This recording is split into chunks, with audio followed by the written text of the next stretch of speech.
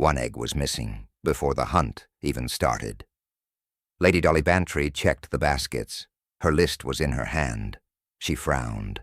70 eggs placed, she said. 69 now. One missing. Miss Marple sat nearby. Her eyes narrowed. Perhaps miscounted, she said softly. Dolly shook her head. I counted myself. One is gone. Children gathered on the lawn, baskets in small hands, excited voices, eager faces, the bell ready to ring. Dolly raised her arm. Wait for the signal, she called. The vicar stood beside her. He smiled at the children. Blue team, green team, red team, he said. Follow your trails, fair play. Miss Marple leaned forward. Her knitting rested in her lap. Her eyes moved slowly. She watched the children. She watched the helpers. She said nothing. Lionel Brooke strode past the crowd. His voice rang out. Golden egg, ladies and gentlemen, worth more than chocolate, prize inside, you'll never find it, without luck. He laughed loudly. The children cheered. Parents exchanged glances. Dolly forced a smile. He does enjoy the attention, she whispered. Marple nodded once. He enjoys it, too much. The bell rang. Children scattered in all directions. They ran across the grass. They shouted clues aloud, each child eager, each path different. Baskets filled quickly, blue foil, green wrappers, silver shells. The air filled with noise. Marple kept watching. She noted small details. Who looked where? Who carried what? Which helper moved closer? To the hedge. Lionel appeared again. He pointed toward the trees. Not that way, he shouted. Look near the ha-ha. That is where treasures hide.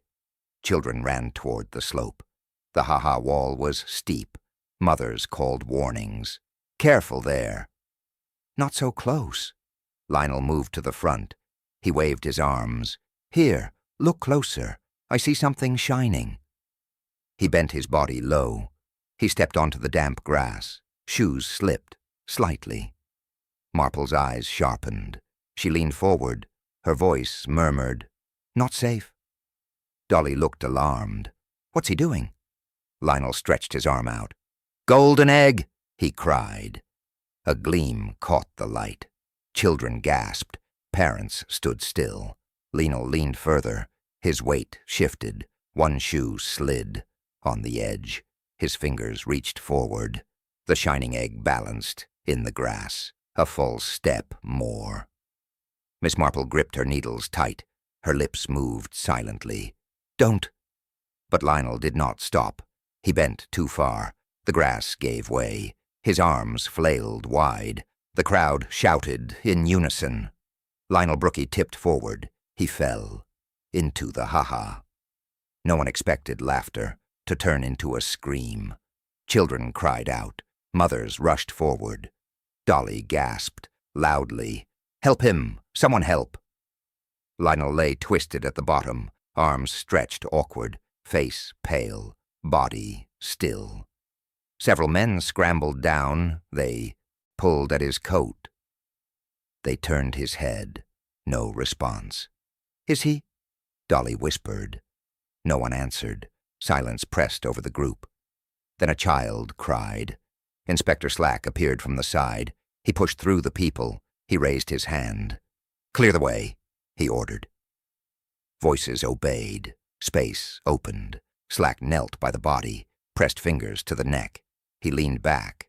Neck broken, he said flatly. An accident? He slipped. The crowd buzzed. Accident, someone repeated. It was too steep. He shouldn't have leaned. Dolly covered her face. Oh, poor man. Miss Marple moved closer. Her eyes scanned the grass.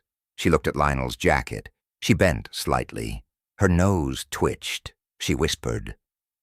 Custard. Slack glanced up. What's that? Marple shook her head. Nothing, she said quietly. But she bent again. She touched the cloth.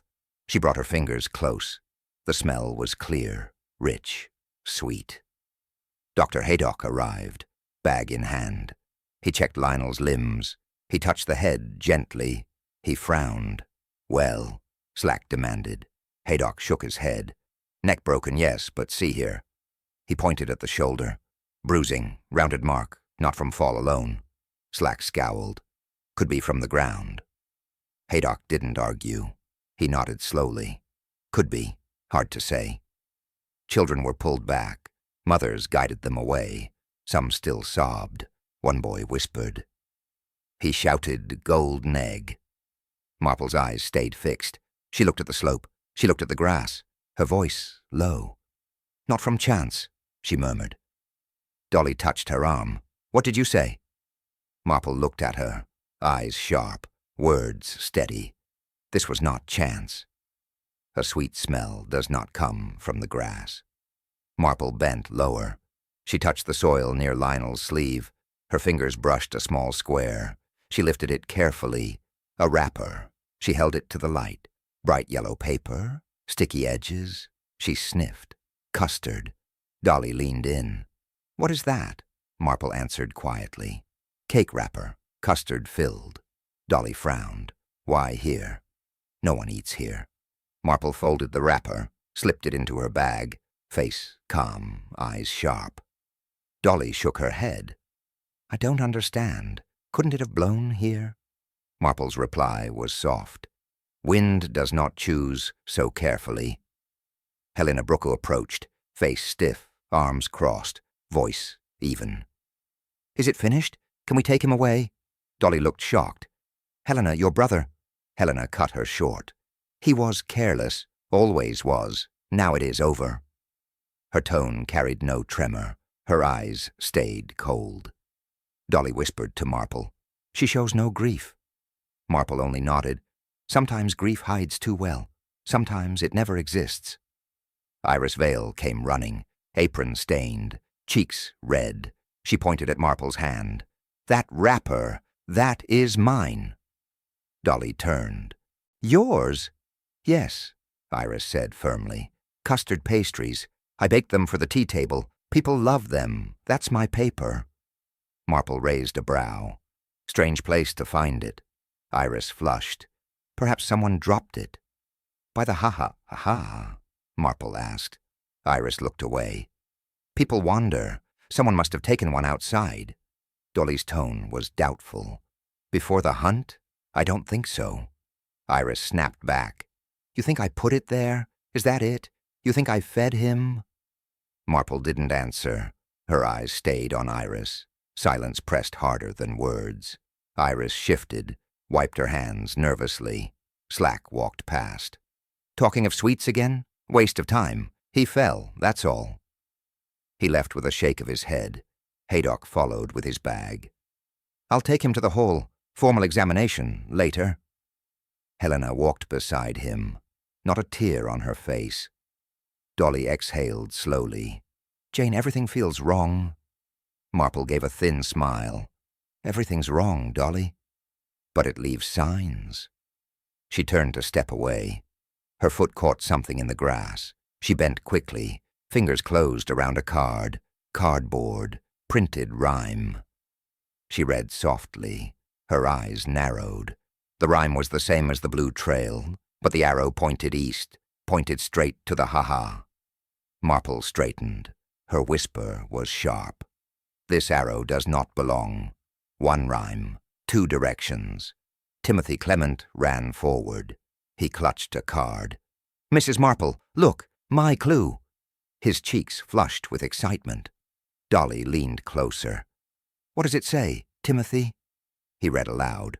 "Follow the rhyme. Seek the stone, where the bluebells grow. The prize is shown." He held it out proudly. "See, that's mine." Miss Marple took it gently. She compared it to the one she'd found. Her lips pressed thin. The rhyme was identical, every word the same. But the arrows were not. Timothy's card pointed north. The other pointed east, straight to the ha-ha. Dolly blinked. "That cannot be right," Marple agreed softly. "Number it cannot." Mrs. Clement rushed forward. She clutched her apron. "Timothy, where did you get that?" "From the basket," he said quickly. Blue team, it was my turn. She held out her hand. Give it here. Marple placed both cards in her palm. Mrs. Clement scanned them, her brow furrowed deeply.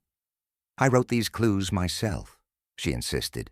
I checked them twice. Only one copy, only one arrow. North. Always north.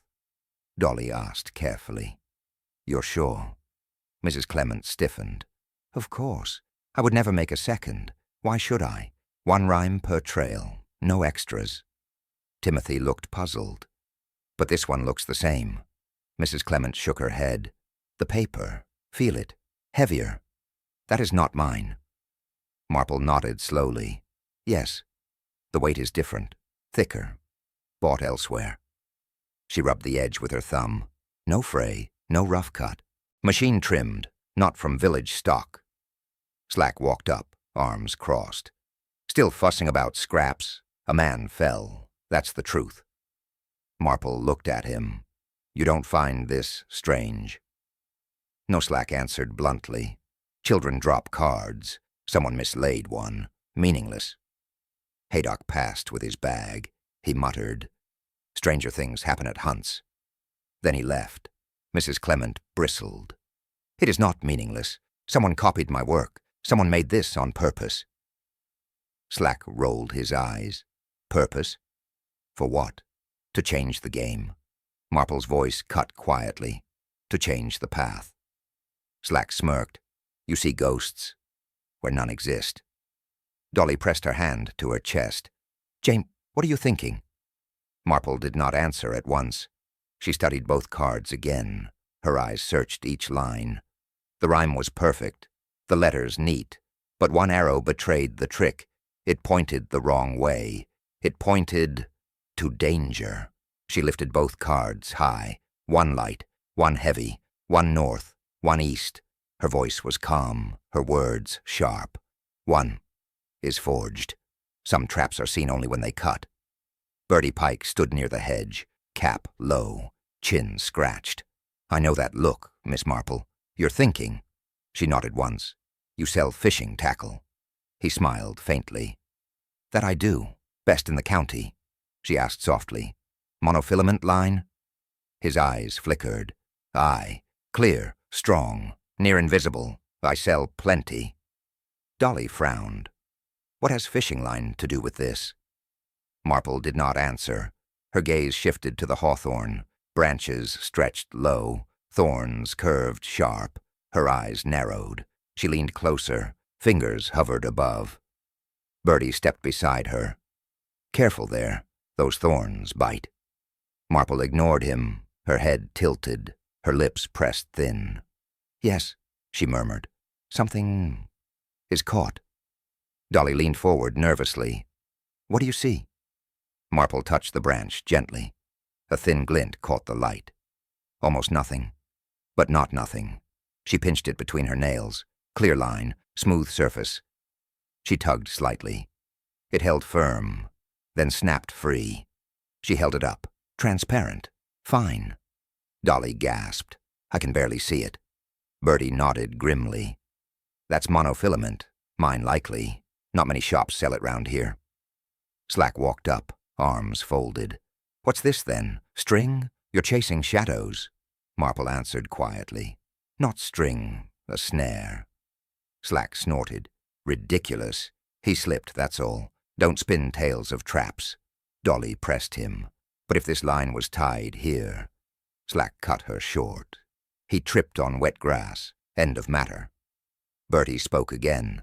Not so fast, Inspector. That line could pull a man if strung right. Seen it on boats. Tight as wire. Slack waved him off. I said accident. I'll stand by it. He turned away. Dolly whispered, shaken. Jane, do you think someone set it? Marple's voice was calm. Yes, set. Intentionally. Her eyes stayed on the thorn. She bent once more. Another piece clung. Almost invisible. Wrapped around the spike. She placed her finger along it. She slid gently. Then hissed. A sharp sting. Blood welled at the tip. She lifted her hand. A red bead formed. The line vanished back into the thorn. Her whisper was steady, hidden, waiting, deadly. No one liked Lionel, but who hated him? Ned Ashcroft stepped forward, jaw tight, voice sharp. He cost me a contract, promised support, then voted against me. Council lost faith, my plans ruined. Dolly raised her hands. Please, not now, Ned. But he went on. Not now? When then? Everyone here knows Lionel played both sides, smiled, shook hands, then stabbed backs. Miss Marple's eyes flickered. She said nothing. She only listened. Helena stood apart, arms crossed, voice cold. He never cared for family. All he cared for was power. Father's will left him everything. I got nothing, and he enjoyed reminding me daily. Dolly gasped softly. Helena, he was your brother. Her reply was flat. Blood does not make kindness. It does not make justice. It only ties you to cruelty. Marple's needles clicked once. Her eyes studied Helena. Her lips did not move. Iris' veil shifted near the edge. Fingers twisted her apron. Eyes darted away. Marple spoke gently. And you, Miss Vale? Iris swallowed. I baked for him. He praised one day, mocked the next, called my custard childish, said my shop was a waste. He laughed while others listened. Dolly frowned. But that's hardly reason. Iris cut her off. You think small insults are small, but when a man with influence speaks, his words cut deep. I lost orders because of him. People repeated his jokes. Slack gave a grunt. All of you with your tales. A man mocked, a man argued, a man inherited. That's life, not motive.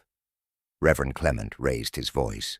Not so, Inspector. He mocked faith as well. He stood in the pews last month, jeered at the reading, said prayers were wasted breath. Children heard. Some laughed. I could not forgive it.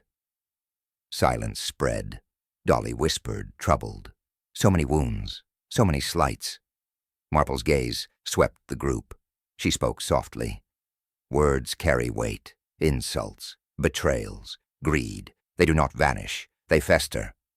Ned's fists clenched. Helena's lips stayed thin. Iris's eyes dropped. The Reverend's jaw was firm. Dolly's hand shook. She pressed it to her chest, her eyes wide, her voice trembled. Then all of you had reason. Chocolate should melt in the sun. Sergeant Lake stepped forward. He held a large egg in both hands. Found this near the hedge, he said, the golden egg. Dolly blinked. At last. The prize her voice tried for relief, but it wavered. Miss Marple reached out. May I? Lake nodded. She took it carefully. Her eyes lowered. Her fingers tested the shell. Her lips pressed thin, cold. Too cold. She passed it from palm to palm. It felt heavy. Heavier than chocolate, much heavier. Dolly frowned. Strange. It should be soft. The sun has been hot all day. Marple said nothing. Her thumb pressed against the surface. The shell resisted. No give. Sergeant Lake watched closely. Not chocolate? Marple shook her head slowly. No. Something else. She tapped the shell. A dull sound. Not hollow, not sweet. Solid. Cracks appeared at the edge. A piece chipped away. Dolly gasped. White dust fell. Marple rubbed it between her fingers. Powdery. Chalk-like. Plaster. Sergeant Lake stiffened. Plaster? You're certain? Yes, Marple replied. She showed the fragment in her palm. This was made, not baked. Dolly looked horrified. You mean it isn't an egg at all? Not for eating, Marple said, her tone flat. Not for children. Lake bent to the ground. He touched the bark of a tree. His hand came back smeared with gold, paint flakes, thin streaks. Marple moved closer. She touched the same spot. Gold leaf clung to her skin. She lifted her hand. The shimmer caught the light. This egg was swung, she murmured. Swung with force. It struck here first. Dolly whispered, shaken. Like a club? Marple's eyes met hers. Yes, a weapon, disguised as a prize. Lake stood straight. Then someone planted it, built it to look real. He turned to Slack. But Slack shook his head. Far-fetched. An accident explains it all. Marple's voice cut firm. Accident does not leave plaster dust. Accident does not smear gold leaf on bark. Dolly covered her mouth, her voice muffled. Children were meant to find this. Marple shook her head once. Number it was never meant for them. It was meant for him. Lake stared at the egg in her hand, his jaw set. So this was no prize. Marple looked down at the fragments. Her voice dropped low. This egg was a weapon. Some people cannot stay away from the scene. The hall grew quiet. Guests had gone. Only Dolly and Miss Marple remained. They sat together. Dolly spoke first. "I cannot rest, Jane. Not tonight." Marple nodded. "Then we watch." They moved to the window. The garden lay still. Marple's eyes did not waver. Her knitting rested on her lap. Minutes passed. No sound, no movement. Then Dolly stiffened. "There," she whispered. A shadow moved near the path. Closer, head bent low, careful steps. Marple leaned forward. Her eyes narrowed. "Iris Vale," she murmured. Dolly's mouth tightened. She should not be here. Marple agreed softly. "Number not at this hour." They watched the figure cross the grass. She carried a small lantern. She slipped toward the boathouse. She looked over her shoulder once, then disappeared inside. Dolly could not sit still. "I must go." Marple placed a hand on her arm. "Take care. Do not alarm her. Ask." Dolly pulled a shawl tight. She opened the door quietly, her steps firm. Marple stayed at the window. Dolly reached the boathouse. She pushed the door wide. "Iris!" she called sharply. The lantern flickered inside. Iris turned, startled. "Lady Bantry!" she gasped. Her hands clutched a box. Dolly stepped inside. Her eyes darted to the table. On the table lay shells, hollow, broken, chocolate halves, foil scattered. Dolly frowned. "What is this?" Iris stammered. "Nothing, only baking work. I needed to clear it." Dolly's tone hardened. "At midnight? Why hide here?" Iris shook her head quickly. "Not hiding, only tidying. I used these shells for the custard pastries." I swear her fingers trembled on the box. Dolly's eyes narrowed. "Chocolate shells, gold foil. Why hide them here?" Iris's voice cracked. "I didn't want suspicion. Everyone looks at me already. They say I poisoned him. I didn't. I only baked." Dolly drew closer. "Then why not tell us earlier?" Iris bit her lip. "Because he mocked me. He mocked my baking. He laughed at my custard. If people knew I was near him, they'd blame me." Marple appeared in the doorway, her voice calm. "Fear speaks louder than truth, but lies cannot cover plaster." Iris turned pale. "I swear. I had nothing to do with that egg. I only baked, only sweets." Dolly crossed her arms. "You expect us to believe this?" Iris lowered her eyes. "Yes, because it is true." Silence followed. Only the lantern flickered. Then a sound broke it. A sharp bang, wood against wood. From the far side of the boathouse, a door slammed shut. Secrets leave stains. Sergeant Lake entered the boathouse. His lantern cut across the benches. He crouched by the corner. His hand brushed against dust. "Look here," he called. Everyone turned. On the floor lay brushes, bristles stiff with gold paint. Lake lifted a jar, dried flakes inside. He opened another. White powder clung to the rim. "Plaster," he said firmly. He tapped the jar. "Fresh, used recently." Dolly stepped forward. Her face tightened. "This was hidden here? In my boathouse?" Lake nodded. "Clear as day." Miss Marple bent down. She touched the table. Her finger came away speckled. Gold leaf stuck to her skin. Dolly pressed her hand to her chest. "Someone used my home to prepare this, to plan murder under my roof. Her voice broke. She turned sharply to Iris. "You, this is your work?" Iris shook her head violently. "No, not mine. I only came after. I didn't make the egg." Her voice cracked. "I was told to fetch the shells, to hide them here. I obeyed." Lake narrowed his eyes. "Told? By who?" Iris swallowed hard. Her hands clutched her apron. Her words trembled. "I cannot say." "Dolly," snapped. "You cannot say. You must." Iris's eyes filled with fear. "They'll ruin me if I speak. I will lose everything." Marple's voice, calm. "You already lose more by silence. Truth is the only shield." Iris turned away. Her shoulders shook. "I was ordered, that's all. Ordered to clean, to move, to carry. I never asked why." Lake pressed. "Ordered by who?" "Name them." Iris shook her head. "I can't." Dolly's hands clenched. "Don't play games, Iris. This was murder, not housekeeping." Iris whispered, almost to herself. "I thought it was just for decoration. I thought it was harmless. Then he died." Marple studied her closely, her eyes sharp, her lips thin. "You knew more than you admit, but fear holds your tongue." Iris shook again. "I swear. I never touched him. I never set the trap. I only followed instructions. I thought it was foolishness, nothing more." Lake slammed the jar shut. "This proves it was planned.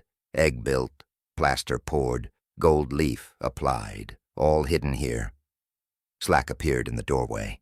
He scoffed loudly. "Tools and jars prove nothing. Could belong to anyone." Marple answered softly. "They belong to one mind, a mind that prepared every step." Dolly faced Iris again, her voice cut like glass. "Who gave the order?" Iris pressed her hands to her face. Tears streaked her cheeks. She shook her head. "I cannot. I will not." The room fell silent. Only Marple's voice broke it, her words steady. "Then the true hand is still free." Ashes tell more than paper. Sergeant Lake stood by the incinerator. He tapped the rim. "Still warm," he muttered. Smoke curled faintly. Dolly covered her nose. "Something burned here." Lake nodded. "Yes, something meant to vanish." He lifted the grate.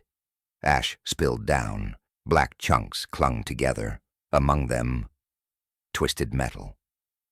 Marple leaned closer, her eyes fixed on the shape. "Bring it out," she said softly. Lake used tongs. He pulled a lump onto the ground. It crumbled as it cooled. Inside, a melted spool. Bertie Pike bent down, his voice low. "That's tackle stock. Spool for monofilament line, no doubt." Lake frowned. "Burned. To destroy evidence." Bertie nodded grimly. "Clear as day. That line came from my shop. Someone wanted it gone." Slack stepped up. He shook his head. "Could be anything. Could be wire. Could be cord. Nothing links it to this case." Marple's eyes did not leave the spool.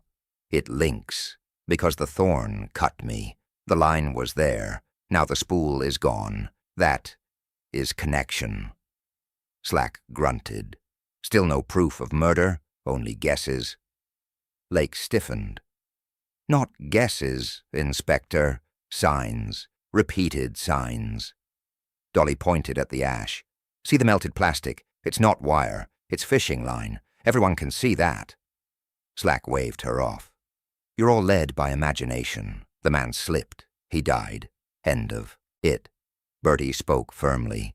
"No slip breaks a neck like that. The line tripped him. I've seen men fall on boats. It takes nothing to send you flying."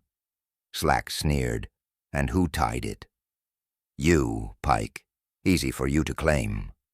Bertie's face reddened. "I sell. I don't use. I'd never harm a man." Marple raised her hand, her tone calm. "This is not about Bertie. It is about whoever placed this line, whoever forged the card, whoever built the plaster egg, all parts of one pattern." Lake nodded slowly. "Yes, a design. Careful. Step by step." Slack crossed his arms. "Patterns don't prove guilt. People do. Marple turned toward him, her eyes sharp. People leave patterns. The guilty cannot hide them. They repeat themselves. Dolly whispered. Jane, do you see who? Marple shook her head. Not yet, but the pattern speaks louder than words. Slack scoffed. You and your patterns. You'll blame half the village before you're done.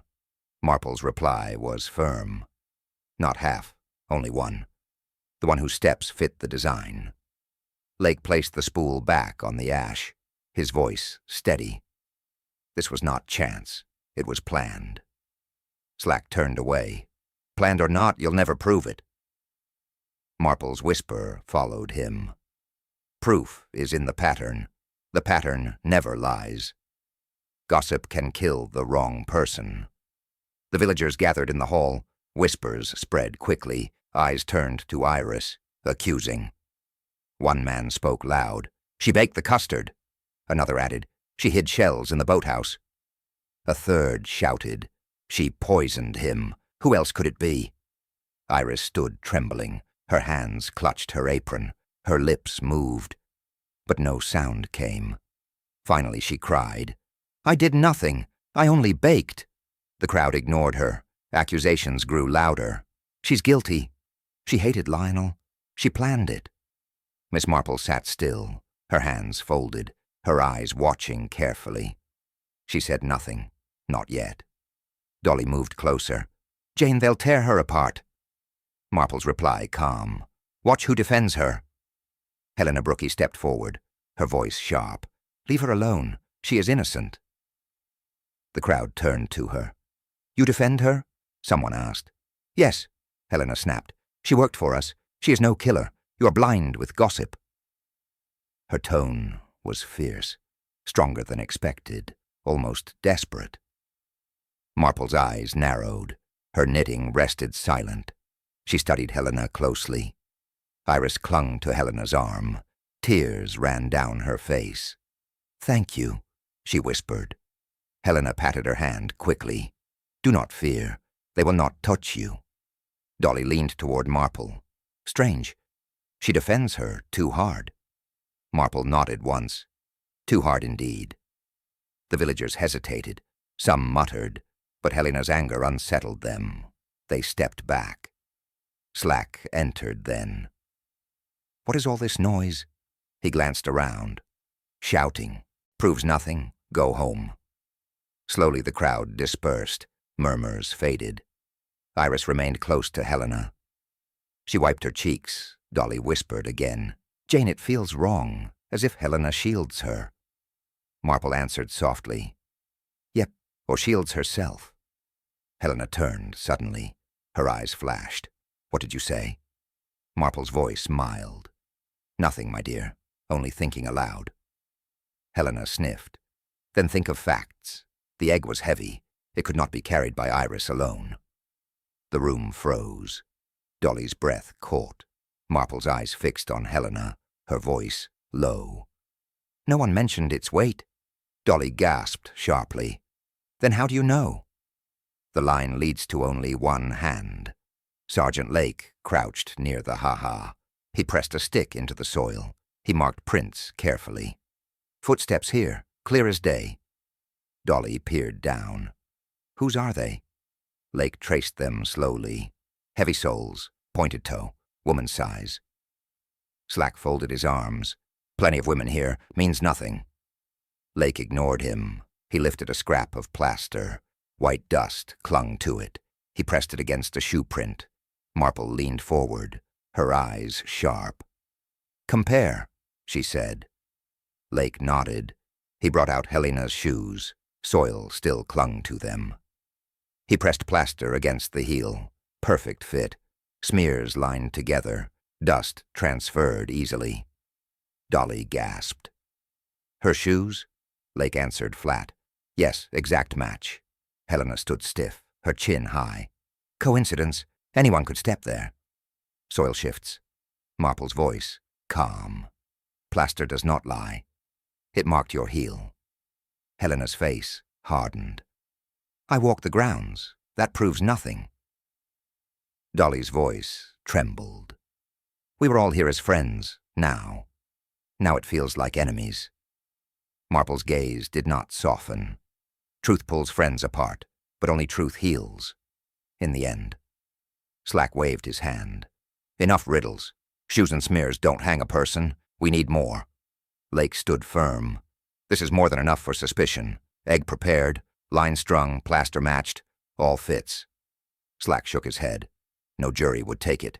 You'll need clearer proof. Marple turned toward him, her knitting untouched, her eyes cold. Then we give them proof. Slack frowned. And how do you suggest that? Marple's answer steady. A reenactment. At the ha-ha. Where it happened. Dolly shivered. Jane, must we? Yes, Marple said. It is the only way. Lake nodded slowly. I'll prepare the ground, mark the spot, tie the line as before. Helena's face twitched. Her lips pressed thin. She stayed silent. Dolly whispered, shaken. Our circle is breaking, each hour worse. Marple did not look away. It must break. Only then will truth step free. Slack muttered. A waste of time. But do as you like.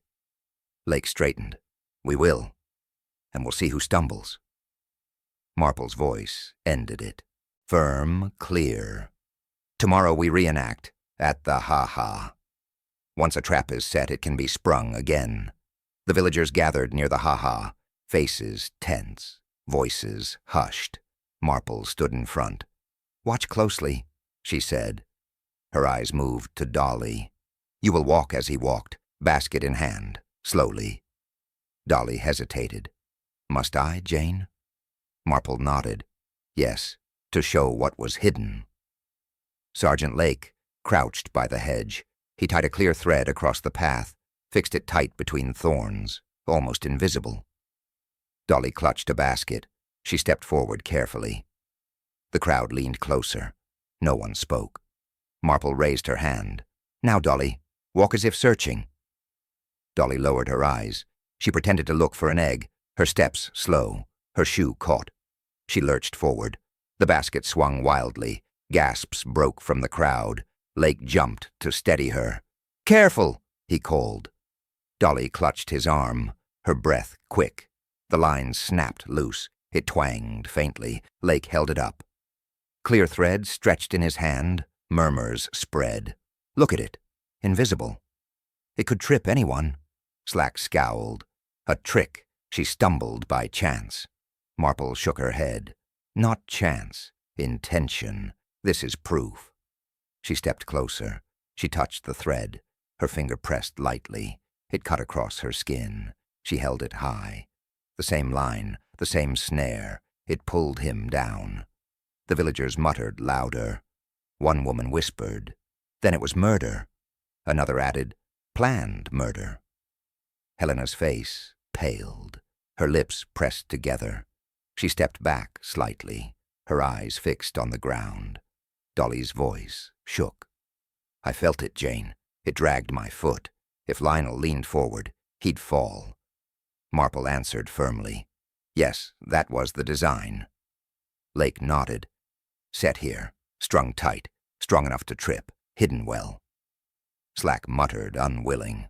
Still doesn't prove who said it. Marple's voice, calm. It will. She turned to the crowd. Her finger pointed straight. Her words rang clear. The same line, the same hand. Greed hides behind family. Helena stood apart, her face pale, her eyes fixed on the ground. Marple stepped closer. You know the truth, she said. Helena flinched, her lips parted, but no words came. Dolly whispered, Jane, don't press her. Marple's reply, steady. The time has come. Lake held the thread aloft. This line was set, deliberate. He pointed at the plaster dust. Her shoes match, no doubt. Slack crossed his arms. Circumstance only, nothing binding. Marple ignored him, her gaze unstayed on Helena. You forged the card, she said softly. You placed the egg. You strung the line, all for him. Helena's hands shook. I didn't. Her voice faltered, then broke. Yes, I did. Gasps filled the air. Dolly covered her mouth. Lake stiffened. Slack's eyes narrowed. Helena straightened slowly. Her voice sharpened. He ruined me. All of you saw it. Father left him everything. He laughed at me. Called me useless. Said I'd beg him for crumbs. Dolly shook her head. Helena. But Helena pressed on. You don't know what it's like, watching him grow richer, watching him boast, knowing I was nothing, always nothing. Marple's tone calm. So you made a plan. Helena nodded once. Yes, I would end it. Make it look foolish. A slip. An accident. No one would question. Everyone would say he leaned too far. Lake asked sharply. The plaster egg, that was yours? Helena lifted her chin. Yes, I filled it. I painted it. I placed it near the ha-ha, so he would reach, so he would fall. Marple continued. And the line? Helena's hands clenched. Yes, I tied it. Clear as glass. He never saw it. He never stood a chance. Iris cried out. You made me fetch shells. You dragged me into this. Helena snapped. You obeyed. You asked no questions. You were useful. Dolly looked stricken. All these years, I thought you our friend. Helena's eyes burned. Friendship. Did friendship fill my purse? Did it give me a future? Number, he held it all, and he mocked me for it. Slack stepped forward. So you admit it. You killed him. Helena's voice bitter. Yes, I killed him, and I would do it again. Marple's voice cut through. You staged an accident, but greed always leaves cracks, and those cracks reveal the hand behind them. Helena's face twisted, her words harsh. He would have destroyed us all. Every puzzle piece clicks at last. Inspector Slack stepped forward, his voice firm. Helena Brookie, you are under arrest. Helena did not move, her eyes cold, her lips tight. Lake placed cuffs on her wrists. She laughed once, bitter, short. You think chains change the truth? Slack pulled her aside. You'll face the court. That's truth enough. Iris trembled near the wall. Her hands shook. Her words burst out. I should have spoken sooner. I knew she made me fetch the shells. I feared what it meant. I feared being blamed, so I stayed quiet. Dolly's face tightened. You watched all this unfold. You said nothing. Iris bowed her head. Yes, I feared ruin. I feared losing my shop. I thought silence safer. Marple turned to her. Silence is never safe when truth burns beneath it. Iris wiped her eyes. I see that now. Dolly let out a long breath, her voice low. I feel relief, yet I tremble. To think it was Helena, to think she plotted all this under our noses. Marple nodded. She plotted carefully, but each act left a trace, and together, the traces spoke. Dolly leaned closer. Tell us, step by step, so I may understand. Marple's eyes moved over the group, her tone steady. She forged the clue card. One rhyme copied. Arrow changed. It lured him. Toward the ha-ha. She lifted a finger. She built the egg. Chocolate shell replaced with plaster. Gold leaf painted. Cold. Heavy. A weapon hidden in plain sight. Another finger raised. She tied the line. Monofilament. Invisible. Fixed across the path. Ready to trip the careless. Her voice sharpened, and she waited. Lionel, proud and boasting, reached for the egg. The forged clue drew him. The egg tempted him. The line caught him. He fell. His neck broke. Silence filled the space. Only footsteps shifting, faces pale. Lake spoke softly. A design. Every step deliberate. Marple agreed. Yes, a pattern of intent. Dolly's shoulders slumped. Her eyes glistened. All these years she smiled with us. She drank tea in this house. She walked with us as friend. Marple answered quietly. Friendship to her was a mask. Beneath was resentment. Beneath was greed. Slack tugged Helena forward. Enough. She'll say the rest to the judge. Helena kept her head high, her silence cut like stone. Iris turned away, ashamed. Dolly shook her head slowly. Her voice broke in a whisper. Even friends can kill. Not all hunts end with sweets. The house was quiet. The villagers gone. Only whispers lingered outside. The game finished. Dolly sat in her chair, her hands still in her lap, her face pale, her body tired. Miss Marple sat opposite, knitting untouched, her gaze calm, her voice soft. The egg is gone, the line is cut, but the motive remains. Dolly exhaled slowly. I never thought Helena could do it. She sat at my table. She smiled as if nothing lay inside her heart. Marple nodded. Resentment hides well. Greed hides better, but it always shows in the end. Lake entered briefly. Helena has been taken. Inspector Slack escorts her to the station. He gave a small bow, then left. Dolly shook her head. She hated him so deeply. Yet she said nothing. She waited. She planned, Marple replied.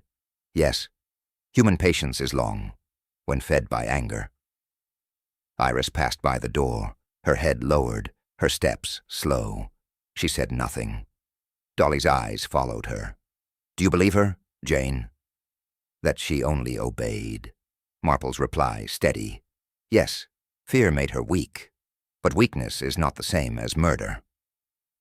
The clock ticked. The sound filled the room. Dolly stared at the fire grate, her voice hollow. A festival turned to tragedy. Eggs and ribbons now mean death. What will the village remember? Marple answered calmly. They will remember truth, truth sharper than rumor, truth that cannot be denied. Dolly leaned back. I trusted Helena. I pitied her. Now I see pity can blind as much as pride. Marple's eyes softened. We all blind ourselves at times. We look away from bitterness until it grows too strong. Silence stretched. Only the clock ticked again, the house heavy with it. Dolly looked toward the garden. Children's baskets lay abandoned. On the grass outside, she whispered faintly. They came for chocolate. They left with fear. Marple's hands folded. It is not the first time. It will not be the last. Human motives are darker than any egg. Desire, envy, pride. They poison faster than custard. Dolly's voice cracked. I thought this hunt would bring joy. Now it will only bring whispers. Every year people will remember. Not the eggs. The death Marple rose slowly, her steps steady, her words final. Games show us much. They strip rules down to choice, and choice shows character, always. Dolly turned from the window, her voice a whisper. Even in games, truth cuts deeper than rules.